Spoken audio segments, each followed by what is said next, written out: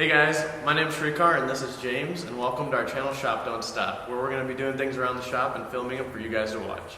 So today's episode, we're reviving a 2002 Range Rover P38. It's been sitting for a while and we don't actually know what we're getting ourselves into. So follow along and see what happens. So the Range Rover is parked across the street. Sreekar and I are going to grab the battery and a jump box and see if we can't go get it started.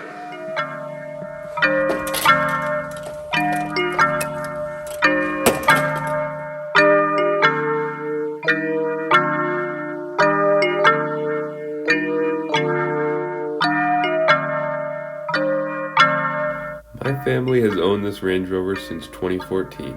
When we bought it, the brakes didn't work, but after sourcing a brake compressor for $75, we got it on the road.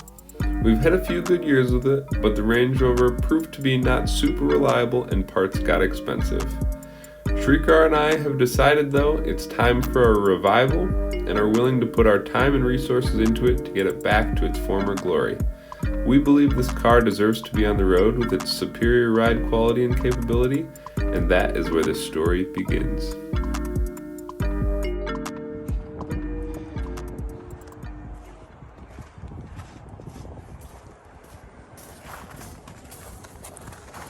Alright, open it up.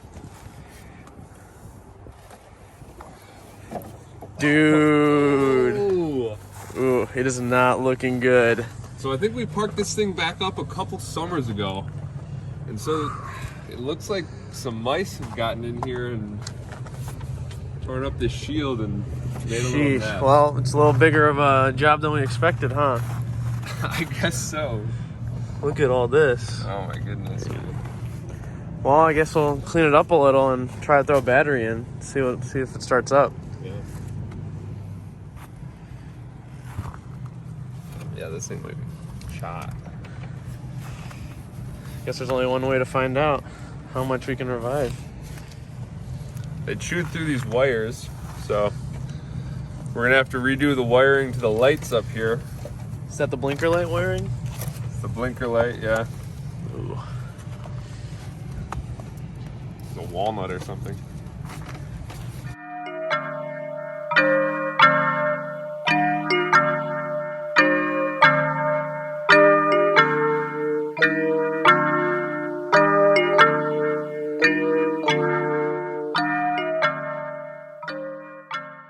Dude, they've been in the car, man. Really? They're in the car.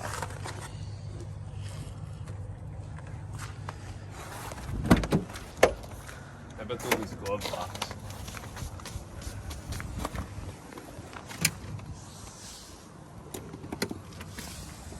It's pretty sealed up, I guess. Because there was a mouse nest right here, we're gonna just check the intake just to make sure there's not a mouse nest in there, just messing us up. And you can just Hold on. hey. Looks good.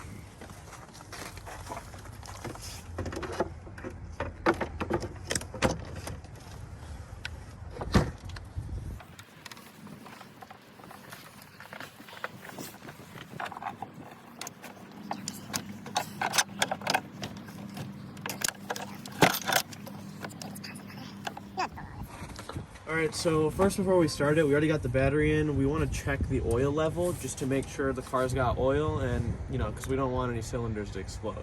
So I'm going to do that real quick. So here's a dipstick. It's got the oil indicator on there. Then just pull it out. Looks like we got oil, even though it's a little dirty, but it'll do for now.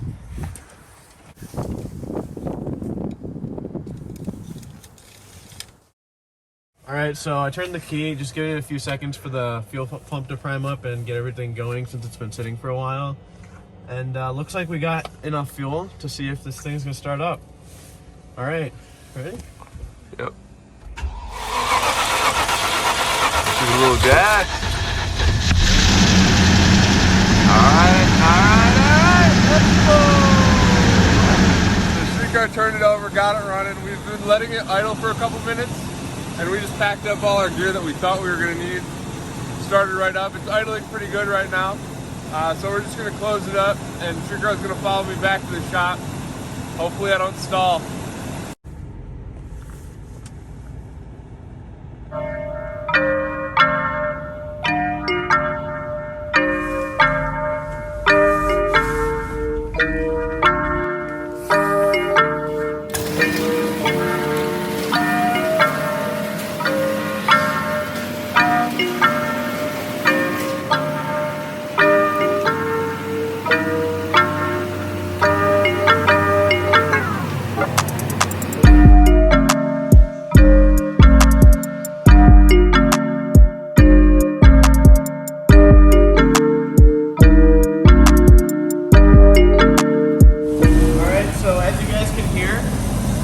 Pretty well. We pulled her to the shop and we're gonna start just cleaning all the debris out, all the mice nuts. I'm gonna blow it out with this attachment here. And then we're gonna check some fluid levels, make sure everything's tip top, and then really dive into more diagnosis and see if there's anything else that needs to be taken care of. So stay tuned for what's up next.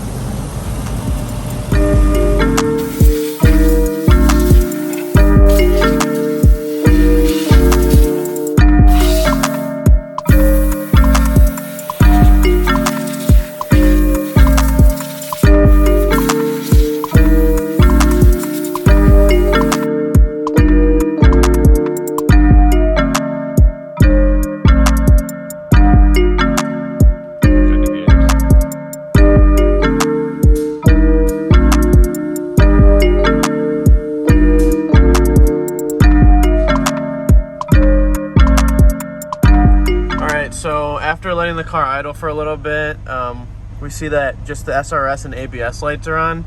ABS light usually goes away after driving, so we're gonna take the scanner and see what the SRS code's about.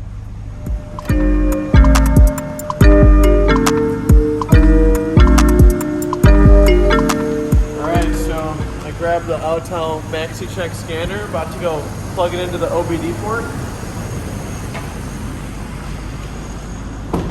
Fun fact about the Range Rover is it's a British car, so the OBD port is on the right-hand side. All right, got it plugged in. I'm gonna run some diagnostics. All right, so as you guys can see, the trouble codes for the airbags were the front impact sensors, and after looking that up a little bit, we're gonna show you where those are real quick on the car, and then take a look at those in the next episode. So there's two front impact sensors that could possibly be the problem. The first one is that yellow impact sensor right down there. All right, so the driver's side front airbag sensor is right here. This is the impact sensor. And as you can see, it's way more covered in soot and other debris than the passenger side one. So in the next episode, we're gonna try to take it apart, clean it up, and see if we can clear that light.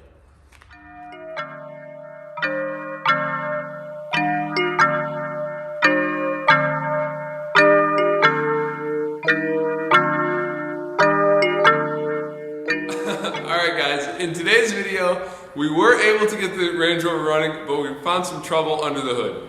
We got it back to the shop, we cleaned it up a little bit, but there's still a lot to do. Stay tuned. Well, thanks for watching today's video. Definitely give us a like and subscribe if you'd like to see what's next.